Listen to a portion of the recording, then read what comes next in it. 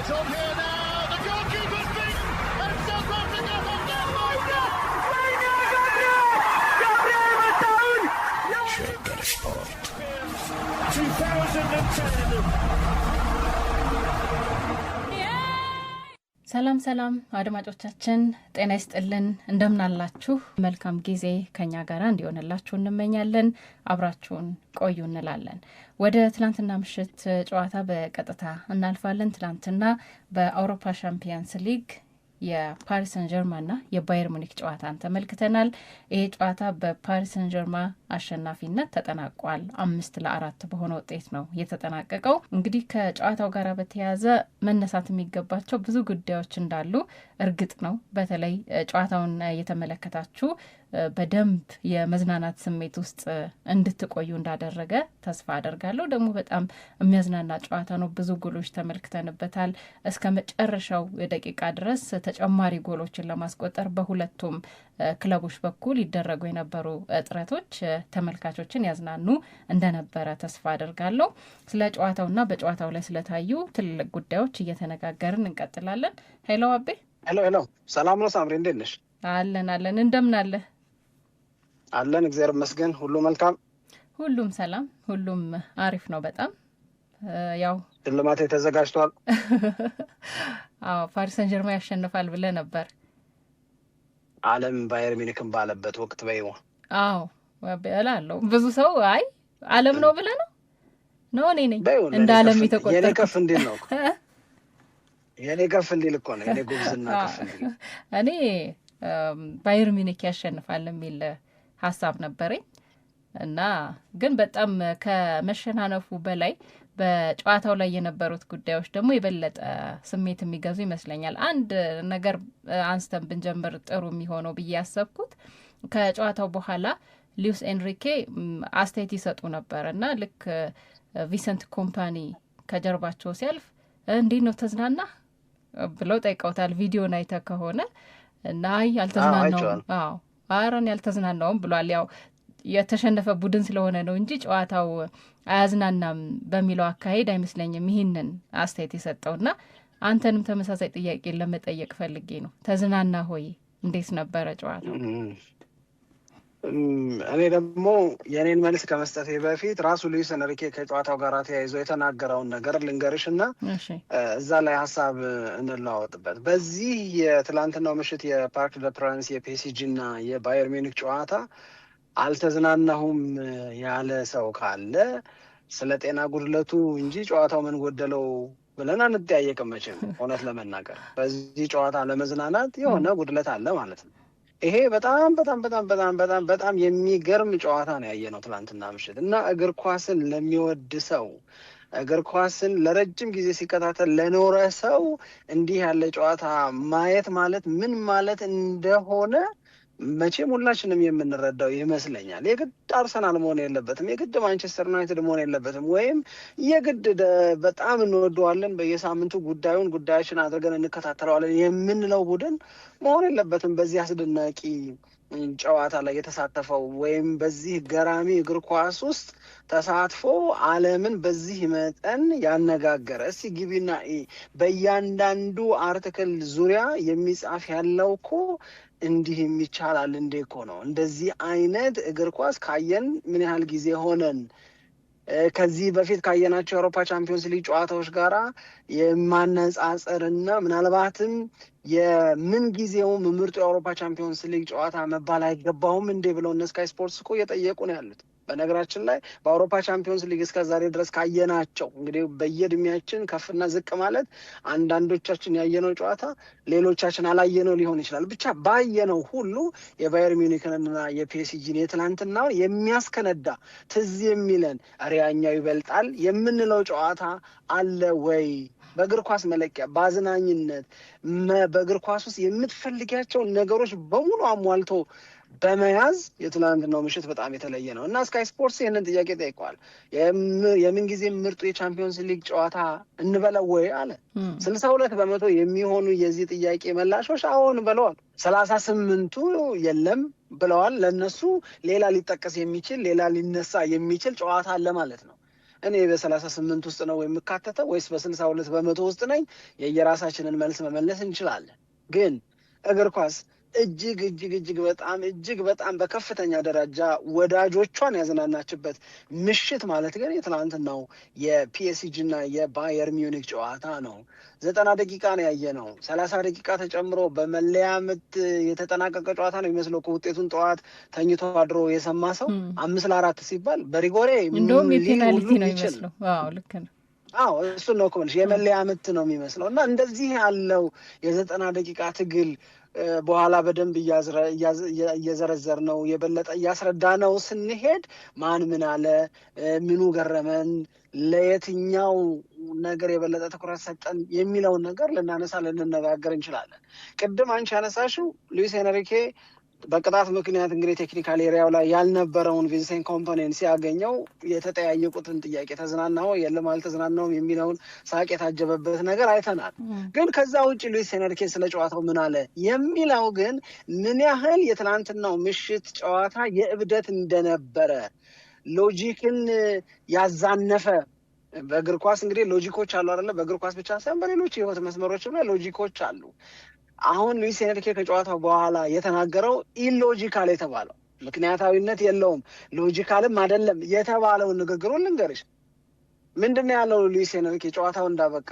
ማሸነፍ ይገባን ነበራል።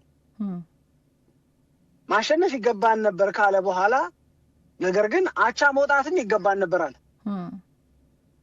መሸነፍም ይገባን ነበራልና ደግሞ ሶስተኛውንም ነገር አንድ ቡድን በአንድ ጨዋታ ሊመዘገቡ የሚችሉ ሶስቱም ውጤቶች ይገባኛል ሊል አይችልም አይደል? ማሸነፍም አቻ መውጣትም እንደገና ደግሞ መሸነፍም ይገባን ነበረ።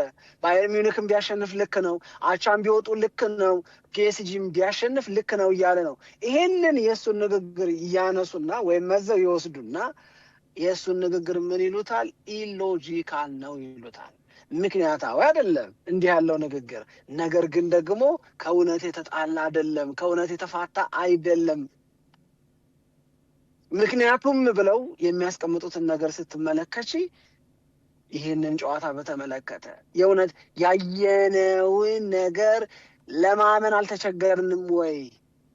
አይዶን ነው በምን አይነት ሁኔታ ውስጥ ሆነች ጨዋታውን እንዳየሽ አላቅም ሳምሪ። እኔ ጨዋታውን ሳይ ግን ፊቴ ላይ ፈገግታ ነበረ። በመገረም ስቅ ነበር ብቻዬን። በመገረም በመደነቅ ያንን የማየውን ነገር ከሆነ ሰው ጋር የማውራት ፍላጎት ግን ነበረኝ በውስጤ። የማየውን ባለማመን የሌላን ሰው ሀሳብ ሰምቶ ማረጋገጥ መፈለግ ነበረው ውስጤ።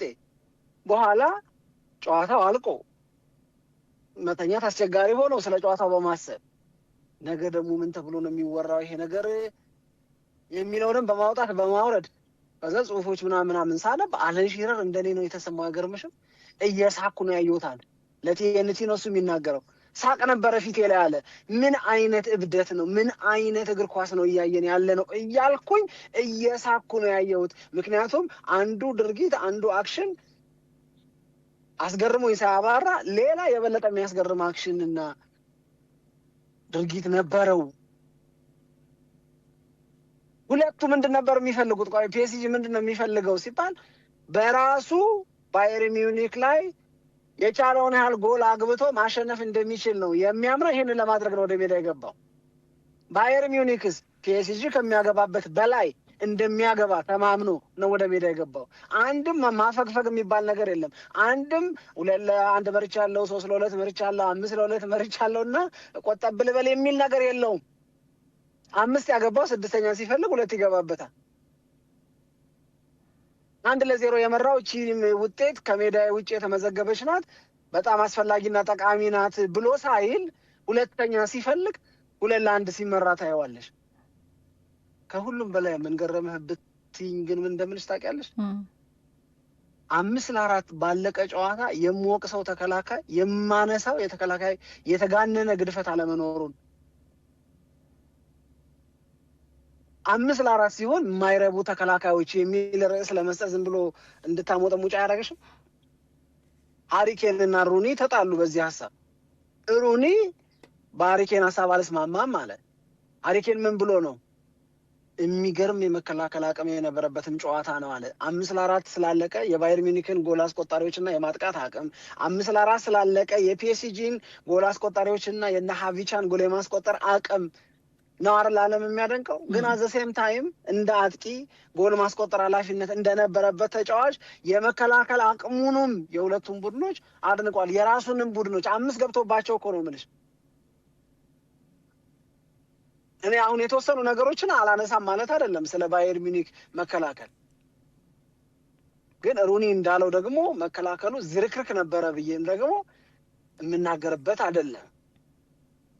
በተከላካዮቹ መዝረክረክ በተከላካዮቹ ደካማነት ሳይሆን በቡድኖቹ ፍጹም የሆነ የሚገርም የማጥቃት አቅም የትናንትና ምሽታችን ደማቅ ሆኖ አልፏል ነው የምለው። እኔ ክላረንስ ሲዶርፍ ያለውን አንድ ነገር ልንገርሽ፣ ይችኑ ነገር እንዲያጠናክር። ክላረንስ ሲዶርፍ እንደ ተረት ነው የተናገረው። እሱ ተረት ብለን ስንናገር በድሮ ጊዜ ምናምን ብለን አይደለም የምናወራው፣ ወይም በእንግሊዝኛው ሲሆን ዋንስ አፖን ታይም ተብሎ ነው አር ታሪክ የሚናገረው።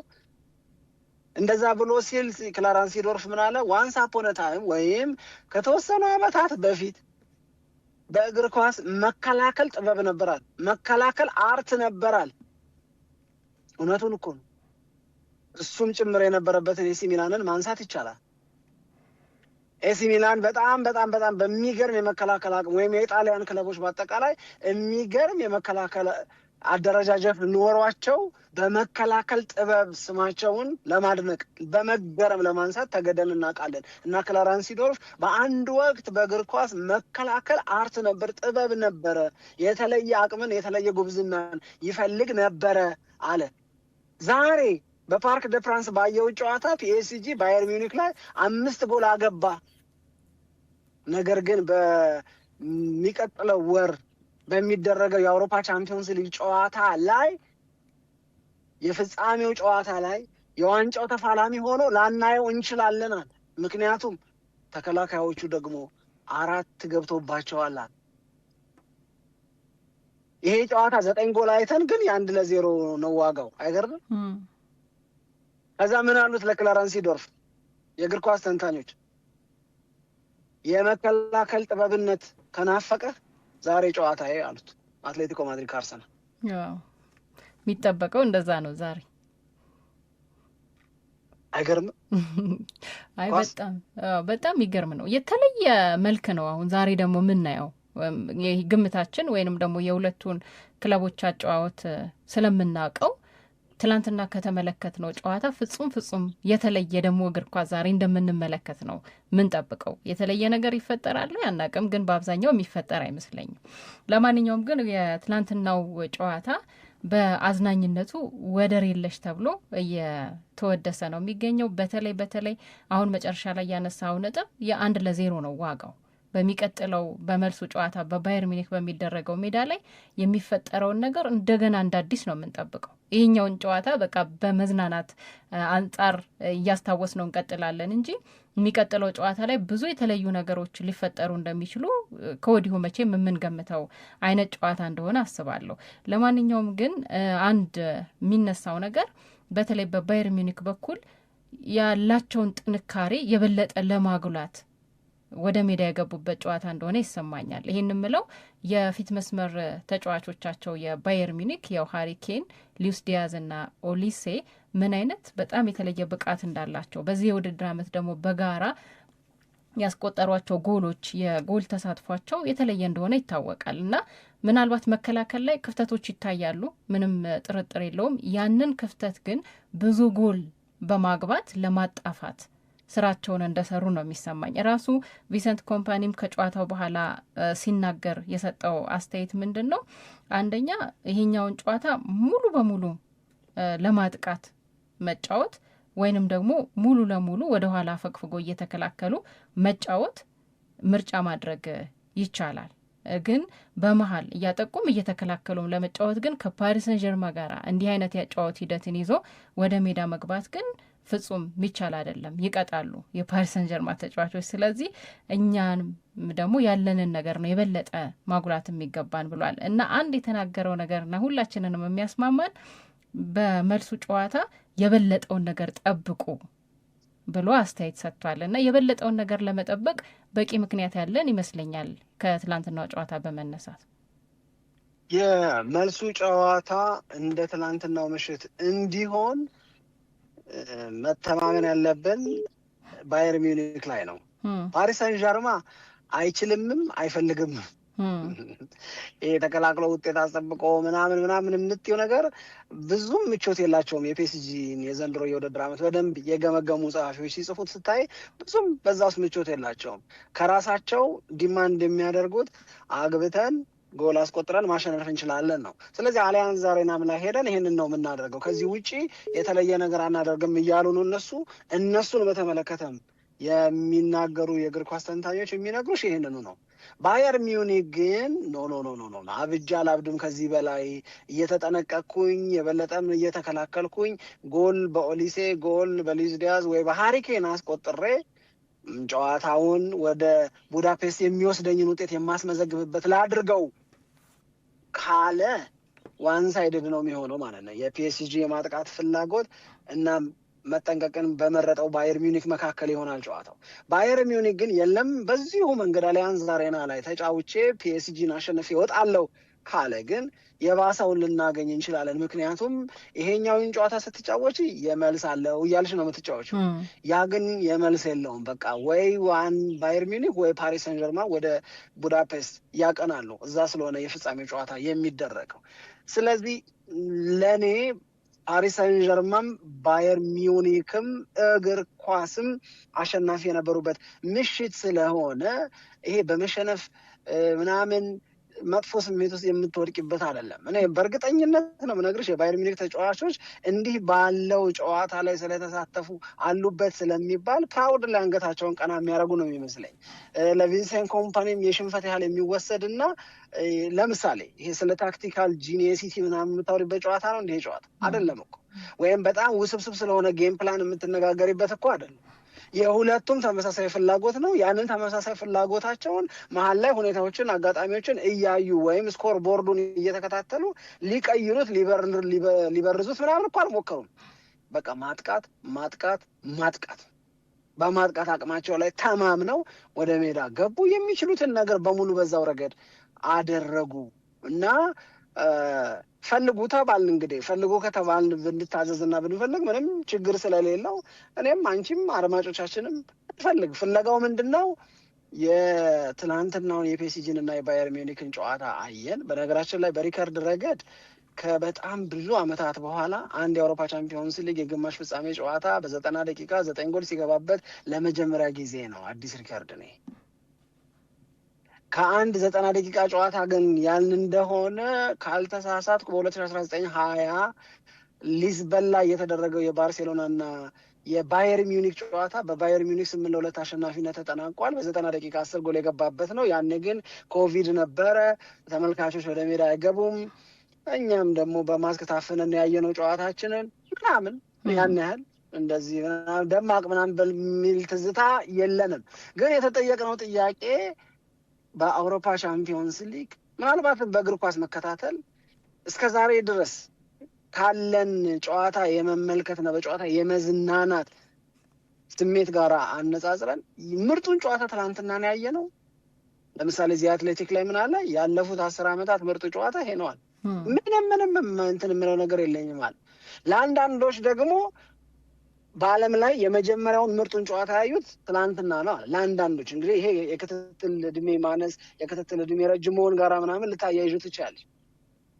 ግን እስቲ ሄደን እንፈልግ እውነት በዚህ እኩያ የምንጠራው ጨዋታ አለ ወይ ብለው ስለጠየቁ ብያልኩና እኔ 2-3 ጨዋታዎች ይመጡልኛል ለእኔ እንደ መነሻ ላንሳው። አንደኛው የአምናው የባርሴሎና እና የኢንተር ሚላን ጨዋታ ሳንሲሮ ላይ 4-3 ያለቀው ይወዝ በጣም ምርጥ ጨዋታ ነበር። የእውነት ለመናገር ኢንተር ሚላን ባርሳን ያሸነፈበት ጨዋታ ማለት ነው። ያ ጨዋታን ባለቀ ማግስት በሬዲዮ ፕሮግራማችን ላይ ስንነጋገር የነበረው ይሄንኑ ነገር ነው። ምን አይነት ጨዋታ ነው ያየነው በማምላክ እያልን ነበር ስናወራ የነበረው ነው እናንቺ። አንድ በይ ሁለተኛው ጨዋታ ለኔ እና ለበጣም ብዙ የእግር ኳስ ወዳጆች የማንቸስተር ዩናይትድ እና የሪያል ማድሪድ የአውሮፓ ቻምፒዮንስ ሊግ ጨዋታ ኦልትራፎርድ ላይ የተደረገው ብራዚላዊ ሮናልዶ ሃትሪክ የሰራበት ለሪያል ማድሪድ ዴቪድ ቤካም ተቀያሪ ወንበር ላይ ሆኖ የጀመረበት ተቀይሮ ገብቶ ጌሙ ላይ ትልቅ ተጽዕኖ ያሳረፈበት እና ማንቸስተር ዩናይትድ 4-3 አሸንፎ ከውድድሩ ግን በድምር ውጤት 6-5 ተሸንፎ የወጣበት የኦልትራፎርዱ ፍልሚያ ሪያል ማድሪድ ከማንቸስተር ዩናይትድ እኔ መቼም ቢሆን በዛ ወቅት እድሜው ደርሶ ኳስን ላጣጣመ ሰው ያንን ጨዋታ ሊረሳው ይችላል ብዬ አላስብም። ሮናልዶን፣ ዚዳንን፣ ሮቤርቶ ካርሎስን ምንድን ነው በቃ ጉድ የፈላበትን ሪያል ማድሪድ ያየንበት ማለት ነው። ሩድ ቫን ኒስተልሮይ ለማንቸስተር ዩናይትድ ጎል አግብቷል። ዴቪድ ቤካም ጎል አግብቷል። ቬሮንን ነበር የመጀመሪያ ተሰላፊ ፌርጉሰን ያደረጉት ምናምን በቃ በፍጹም እና መቼም ቢሆን ለረሳው የማልችለው ጨዋታ አንዱ እሱ ነው። 2003-2004 አካባቢ የተደረገ ጨዋታ ነው። ግን የግድ ከቻምፒዮንስ ሊግ አይደለም መጠቀስ ያለበት ከተባልኩኝ የካታሩን ዓለም ዋንጫ የዋንጫ ጨዋታ አርጀንቲና ከፈረንሳይ እጠራለሁ። ለእኔ አርጀንቲና ከፈረንሳይ ነምበር ዋን ምንም በቃ ምንም የምለው የምጨማምረው ነገር የለኝም። የማልጨምረው የሚጨመረለት ነገር ስለሌለ ሳይሆን የእኔ የመጨመር አቅም ደካማ ስለሆነ አርጀንቲና ከፈረንሳይ ያው የእሱን የዋንጫ ጨዋታ እንዴት ይረሳል? እንዴት ልረሳው ይችላል? ግን በቃ እዛ ውስጥ ሰተት ብሎ የሚገባ ጨዋታ ነው ልልሽ ፈልጌ ነው። አይ የባርሴሎና እና የፓሪስ ሰን ጀርማ ልል ነበር እኔ ደግሞ እሱ እዚህ ውስጥ ይገባል። የሮመንታዳ እሱ ይኸውልሽ በውጤት መቀልበስ ነው እንጂ አሁን ይሄ እኩያነት እኮ ስላለው ነው እነዚህን መመርጣቸው እኮ ተመጣጣኝነት ስላለው ነው። ያኛው ፒኤስጂ በርግጎ ባርሴሎና እየበረታ ለኔይማር የኔይማር በቃ ጥቀስ ሳምጣ ቢባል ሊጠራ የሚችለው ሁለት ጨዋታ ብቻ ምረጥ ቢባል ኔይማር ምርጥ ተጫዋች ነው። በጣም ከምወዳቸው ተጫዋቾች መካከል ነው። አንዱ ሮመንታዳው ነው 6-5 ያለቀው ጨዋታ። ሁለተኛው 2015 ላይ የቻምፒዮንስ ሊግን የዋንጫ ጨዋታ ዩቬንቱስን ሲያሸንፉ he was man of the match። በጣም የሚገርም ያው ሁሌ እዛ ነበርኩ ስል እቺ ነገር ስለምትይ ነበርኩ አይደለም እንጂ ነበርኩ እኮ ግን ያው አልተውካትም እኮ ነው እንደምንም ብላ አስገባት በዘዴ ነው። ግን የምሬን ነው የምነግርሽ ሳምሪ። አሁን ያኛው የባርሴሎናን ጉልበት ከውጤት መንቀልበስ አንጻር ያንን እንዴት የመጀመሪያውን ሽንፈት እንዴት ቀለበሰው ምናምን ከሚል አንጻር ታነሻዋለሽ እንጂ እንዲህ እንደ ትናንትናው አይነት እንዲህ እንደ አርጀንቲና እና ፈረንሳይ አይነት ተመጣጣኝ ፉክክር ቦት ሳይድስ ነበራቸው ብዬ አላምንም። ባርሴሎና በረታ፣ ፓሪስ ሳን ዠርማ በረገገ። ያኔ ፒኤስጂ እኮ ገና ናት። ያው እናቅ ነበረ ብራ ስላላቸው አክብረን እናወራ ነበር እንጂ ምንም እናቅ ያው የሜዳ ላይ እንቅስቃሴውን ሳይሆን ግን በሻምፒየንስ ሊግ ይሄ በተለይ በካምባክ በቃ የሚረሳ ጨዋታ አይደለም። እሱ አሁን ስለ ካምባክ ብናወራ የምናጠቅሰው ነው። ልክ ነው፣ ቀዳሚ የምናረገው ነው። አሁን ግን ስለ ካምባክ አይደለም፣ ስለ ቢዩቲ ኦፍ ዘ ጌም ነው የምናወራው። ስለ ጨዋታው ውበት፣ ስለ ጨዋታው ተመጣጣኝነት። ባየር ሚዩኒክን ፓሪስ ሳን ዠርማ ማደገኛ ሆነው 5-4 ጨዋታው ስላለቀበት ብዙዎቹ ልክ ነገሮች ስላየነበት ነው። ደካማውን ባየር ሚዩኒክን አይደለም ፒኤስጂ ያሸነፈው፣ ደካማው ፒኤስጂ ላይ አይደለም ባየር ሚዩኒክ 4 ጎል ያገባው። በነገራችን ላይ በዘንድሮ የውድድር ዓመት ተጋጣሚዎቻቸው ላይ ብዙ ጎል በማግባት ፓሪስ ሳን ዠርማ እና ባየር ሚዩኒክ አንደኛና ሁለተኛ ናቸው። ልክ ነው። 43 እና 42 ጎል ነው እስካሁን ያገቡት። ፓሪስ ሰን ጀርማ 43፣ ባየር ሚዩኒክ ደግሞ 42። በጣም ብዙ ጎል ነው ይሄ ራሱ እና ሁለቱም በዚህ በአውሮፓ ቻምፒየንስ ሊግ የውድድር ዓመት ላይ ከ40 በላይ ጎሎችን በማስቆጠር የሚጠቀስ ታሪክ የጻፉበት ነው።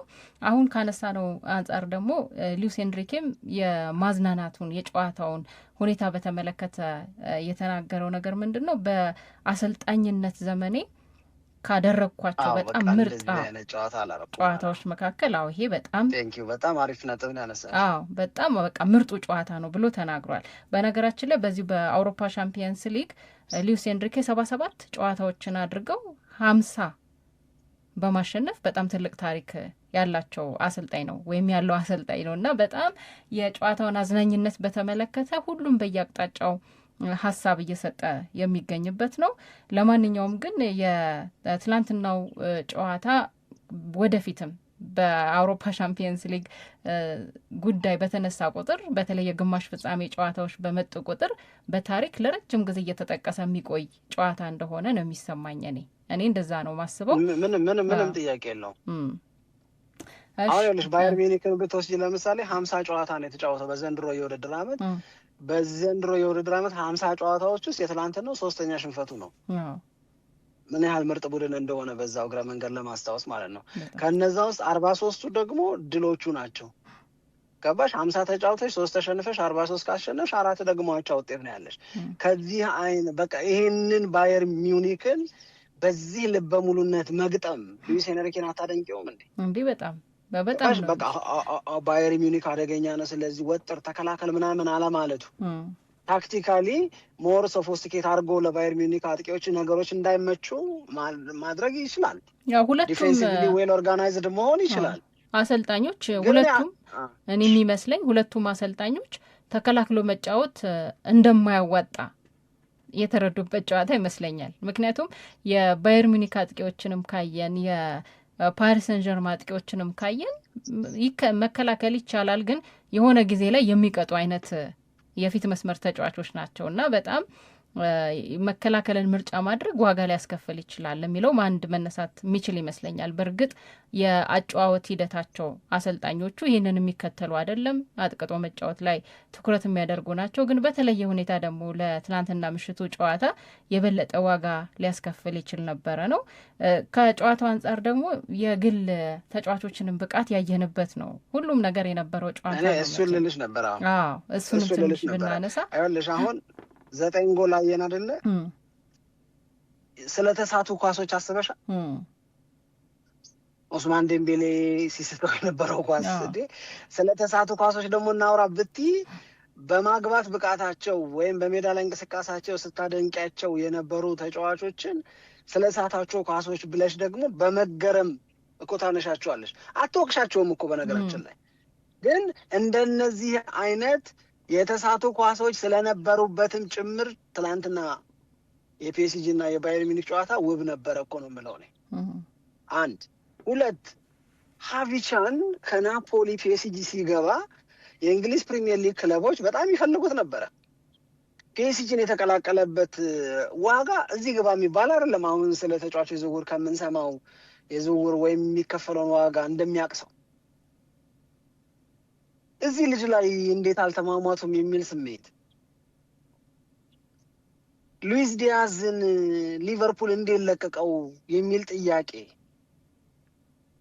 ኦሊሴ ከፕሪሚየር ሊጉ ወደ ቡንደስ ሊጋው በዚህ እድሜ ይሄንን አቅም ይዞ ሲሄድ እንዴት ከዚህ በላይ አልተገደረደሩም የእንግሊዝ ፕሪሚየር ሊግ ክለቦች?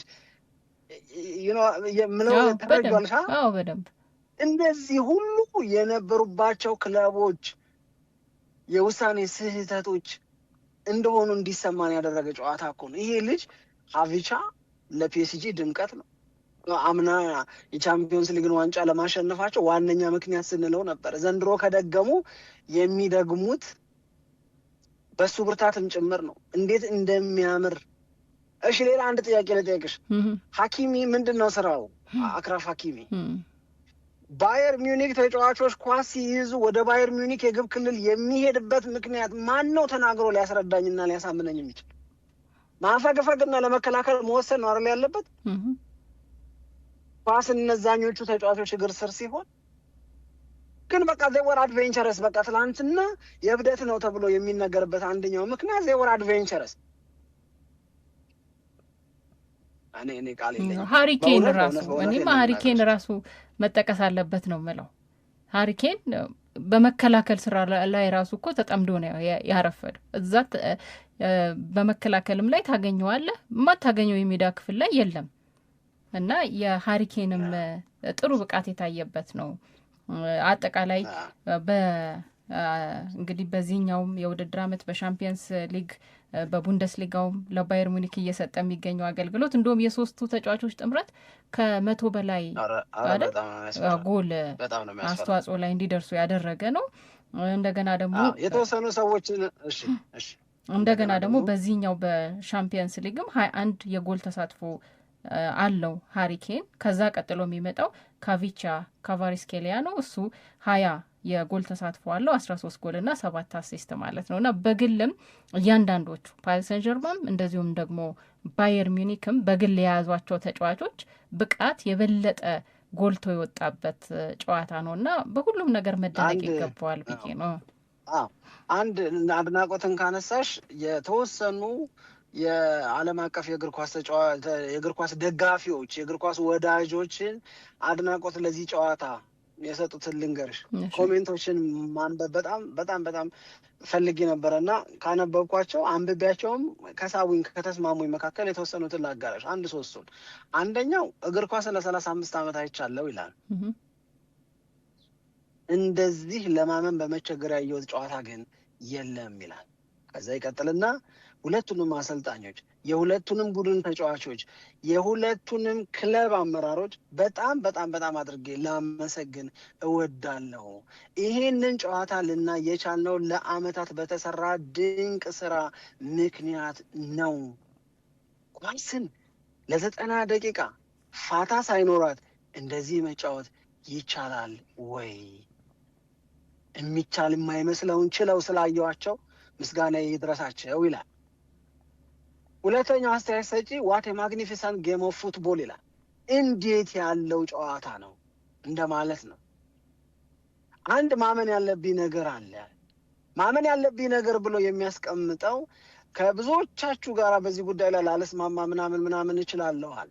ነገር ግን ይህንን የትላንትናውን የፓሪስ ሰን ጀርማንና የፒኤስጂን እና የባየር ሚዩኒክን ጨዋታ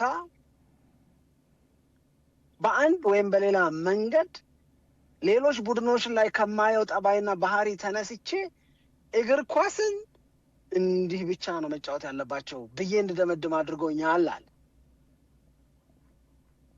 እግር ኳስ በሃይስት ሌቭል ስትጫወችው እንዲህ ነው የማይታመን የማያባራ ስሜትን የሚፈጥር የሚል አስተያየትን ሰጥቷል።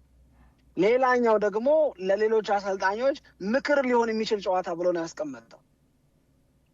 እያንዳንዷን ቀን ይሄ መድኃኒት በቀን 3 ይውሰድ በቀን 2 ይውሰድ እንደሚባለው ያን እዚህ ጋር ሌሎች አድማጮቻችን የሚሰሙን አድማጮቻችን ለብሽሽቅ እንዳይጠቀሙት የተባሉትን በስም የተጠሩትን አሰልጣኞች ስም አልጠራው፣ ግን የሁለት አሰልጣኞችን ስም ጠርቶ እነዚህ ሁለት አሰልጣኞች ይሄንን ጨዋታ በየቀኑ ማየት አለባቸው ቡድኖቻቸውን ለሚቀጥለው ጨዋታ ከማዘጋጀታቸው በፊት።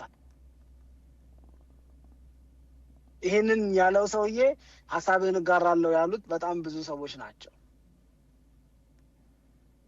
ሁለት ለዋንጫው ፊት የሆኑ ብቁ የሆኑ ቡድኖች እርስ በርሳቸው እንዲህ ሲፎካከሩ ማየት በጣም ያዝናናል። ግን ማንም ይለፍ ማን ዋንጫው ከሁለቱ ቡድኖች ያለፈው ቡድን ነው እያሉ አስተያየቶቻቸውን በመደነቅ ሰጥተዋል። ልሽ ፈልጌ ነው።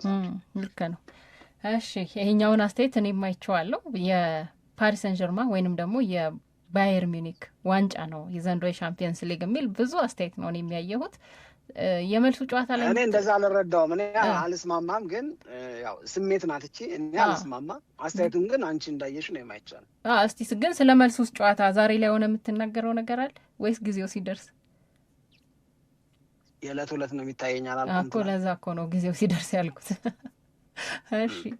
እሺ በጣም አሪፍ ነው። ጥሩ ጥሩ ነጥቦችን አንስተናል። አድማጮቻችንም የተለያየ ሀሳቦች እየጻፉልን እየነገሩን ነው። በጣም እናመሰግናለን። ይህኛውን ርዕሰ ጉዳይ እንጠቅልለውና የዛሬውን ጨዋታ በተመለከተ የተወሰኑ ነጥቦች እናነሳለን። አንዱ የምናነሳው ነጥብ መሆን ያለበትን ልንገርሽ። እሺ የትላንትናው ጨዋታ በዛሬው ጨዋታ ላይ ተጽዕኖ አለው ወይ የሚለውን ነው የምንነጋገረው። አንዱ መነጋገር ያለብን ይህንን እንመለከተዋለን፣ እንመለሳለን። አድማጮቻችን በያላችሁበት ቆይታችሁን ከኛ ጋር አድርጋችሁ ፕሮግራማችንን እየተከታተላችሁ ስለሆነ እናመሰግናለን።